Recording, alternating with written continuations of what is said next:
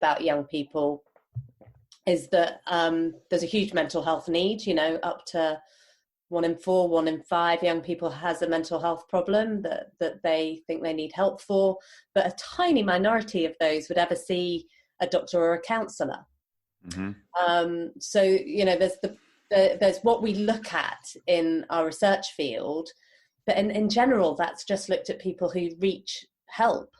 So there's a huge amount of people who don't sort of reach a doctor but they have that mental health need. So my next project's really going to look at things like museums, libraries, sport, rugby, sort of looking at this huge amount of things that people probably do that might help mental health, but we don't know how or what people should be doing or how much of it they should be doing. And, this really came from people at the Ashmolean in Oxford. That's a museum. So Oxford has some of the sort of best collections of universities in the world in terms of art and museum artifacts and that sort of thing. So it was this thing where the museums were saying, well, we want to engage people. We know we probably have positive effects on the mental health of young people, but how can we really make this as useful as possible? How can we design, an activity or an intervention that would be helpful for the mental health of young people? So that's the project that I've applied for funding for. So really, I think that there's sort of almost 3 different areas. There's mental health services becoming more friendly. So, the sorts of work that Pat McGorry was doing in Australia with the early intervention movement was saying, well, let's not sit in a hospital or in the middle of nowhere. Let's sit in shopping centres and malls, and let's help schools, and let's really sort of make ourselves friendlier and more approachable as services. And then there's the sector that's outside services and saying, actually, as psychiatrists, we can't just sit in an office and wait for people to come to us. We need to think about what people do, and that whole sort of self-help literature, which is great that people want to help themselves, but actually we should be applying our scientific brains and saying what works, why, and for who. Right. Becoming more specific and precise with it then. Yeah. So there's some work around psychological therapies and a little bit about medication, saying, okay, and I'm a sort of a fan, I'm a geek when it comes to evidence-based medicine. So in terms of, really making sure that we've got the trial evidence, randomized controlled trials. Mm-hmm. But just, sorry, go on. Oh, no, I was just taking a breath and was going to say something because I thought you stopped. Go on. No, but really thinking about the sort of mechanisms, the underlying. So we think about neurotransmitters. We think about what's actually going on a cellular level, but then also what's happening on a sort of neuropsychological level. So we know that even before drugs start to have a therapeutic effect, they start to have an effect on sort of our attention bias towards emotional stimuli. So happy faces and sad faces and that sort of thing. And you can measure that. And so, for example, sort of cognitive behavioral therapy, what is actually within that is happening on a brain level that actually has its effect. So looking at, really sort of simple things like 3 good things, thinking about 3 good things about your day. Does that actually make a difference in terms of your attentional bias? And can that be made into an intervention that doesn't take up, an hour every week for 10 weeks? Can we think of something, can we think of those little interventions that might help people? Yeah, those are great techniques that I'm actually really poor at prescribing people, because I tend to speak in terms of big systemic viewpoints, right? And I try to teach people what grad school taught me, which is the theories about how people perceive things and how they can make self change. And so it's very hard for me. I mean, I'm just speaking for me to say, hey, do this exercise 3 times a day for the next 2 weeks and report back, because first of all, I don't have a short list of what to give people, but also I think what you're alluding to there is that it may not be the right prescription for that particular individual. And I really would like to hear more about that, because I think the listening audience, if I know my people, they're intrigued by not only what can they do that keeps them out of the formal doctor's office or clinician setting, because why carve time out of your day and put resources into something that you're just going to end up with a homework assignment at the end anyway, if you could just do it yourself. So some of those, but then also, what is the actual chemistry and the physiology in the brain behind those things that you know of?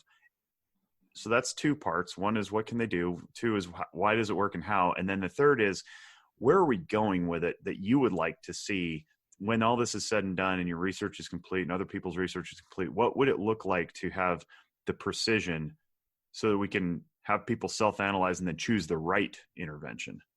I think so. I think it would be around being able to give people advice about, which bit and when, what's going to work in who and when, it's that big question, isn't it? And so some of my epidemiological research, so that really number crunching, geeky type research that I've done, was really sort of understanding people a bit better, because we've spoken a lot about interventions and what can be done for people, but this was really looking at who's going to really have a problem in a few years. How much of this is distress that comes and goes and is distressing at the time, for sure, but what of these things do we really need to worry about? What's going to lead to bad life choices? What's going to lead to unemployment and poor physical and mental health in the long term? And that's what that sort of number crunching type research I've been doing as well is. And really what I've been finding in that is I've been looking at the Australian community and the Australian military.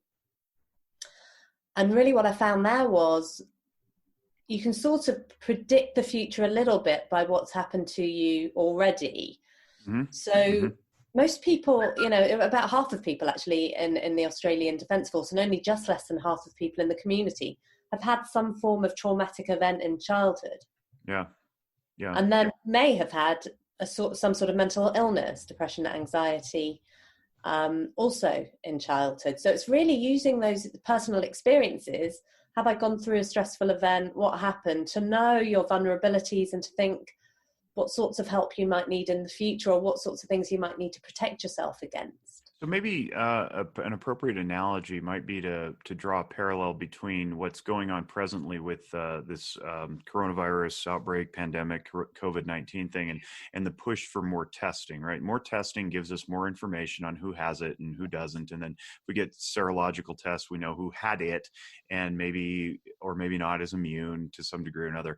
And so the parallel might be to push more of these instruments into the public's hands that we use clinically, like the ACEs, adverse childhood experiences. I forget what the S is, something, but it's an index. So that's exactly what I was looking at. Adulthood adversity and right. Sort of potentially traumatic events. So if people could analyze with these inventories, almost like we do with a personality test, like a Myers-Briggs or something like that, a type indicator, then the individuals can have a better awareness about their risk factors, but also their protective factors.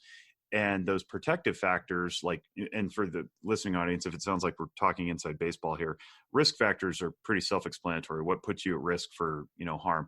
Protective factors are the things that keep you from being harmed, like your healthy habits, your diet, your activities, your exercises, that kind of thing. And from those protective factors, we could then assign appropriate self-help interventions. Am I on the right track? Yeah, I think another analogy is parenting. So I think through all the sort of research I've done, I think bad things happening are obviously aren't a great thing, but we have found that sort of non-interpersonal childhood experiences, things like natural events, car accidents, natural disasters, man-made disasters, whilst they're distressing at the time, they probably don't have the long-term impact on sort of mental and physical health that sort of more interpersonal childhood experiences, like child abuse and trauma, and neglect. Sort of thing. And it kind of just makes me think that, and also the people who have non-interpersonal childhood trauma that isn't sort of associated with a childhood mental disorder following that, they actually, a lot of those people end up going into the Australian military, interestingly, and then doing okay. Yeah. And it's almost like they've had a stressful, people have had a stressful event, thought, actually, I've coped with that pretty well. Maybe a career in the military or in health or something else might suit me. I seem to work okay under stress. It builds resilience. Either builds resilience or tells you you're a resilient person. Mm-hmm.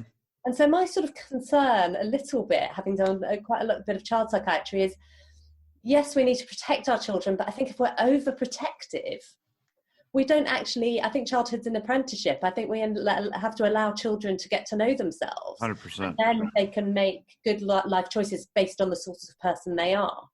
Yeah, and if 100%. We're overprotecting that, my concern is that actually maybe people can't make those informed choices based on what experiences they've had in childhood and adolescence. It's validating to hear that, because I've said for a long time, because I do a lot of emotional functioning teaching where, and I analogize it to a wave. If you ride through an emotional wave, right at the peak is where you lose control. And then you get down the other side and you realize that you can tolerate that distress of losing control and realize the world's not going to spin off its axis. The more often you can do that, the more your brain understands that it's been here before and it will be fine on the other side. All it's got to do is push through.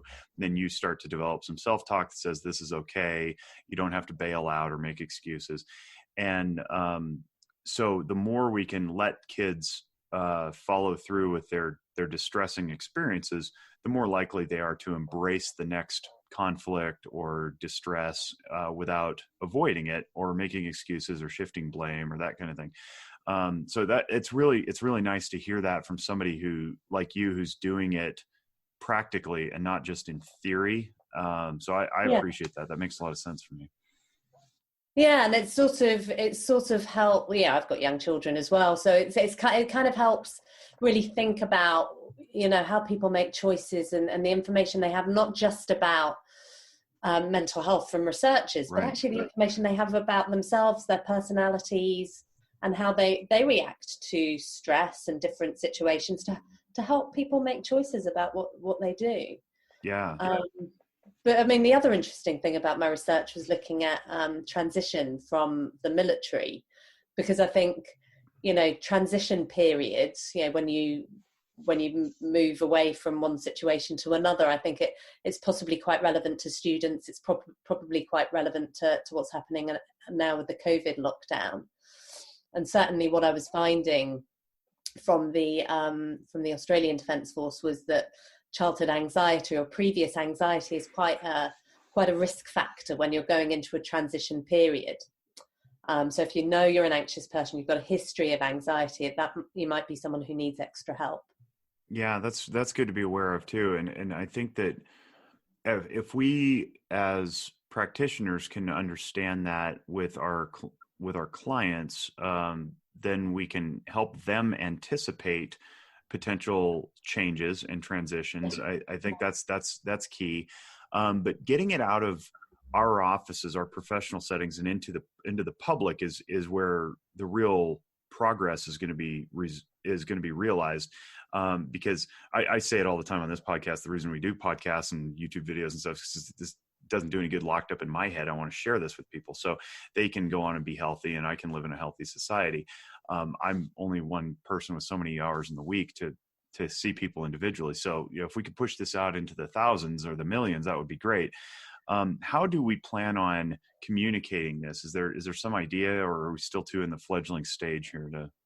Yeah, no, I totally echo what you've just said. I mean, the research shows that, mental health, there's far too much sort of mental health need out there for professionals to ever, even, from primary care, I don't know what you call it in the States, but certainly general practitioners, it can't possibly, fulfill that amount of need.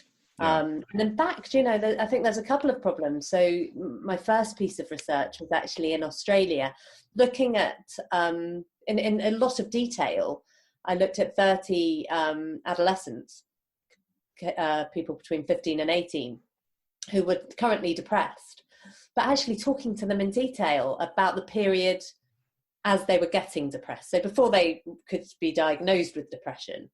And actually, for a lot of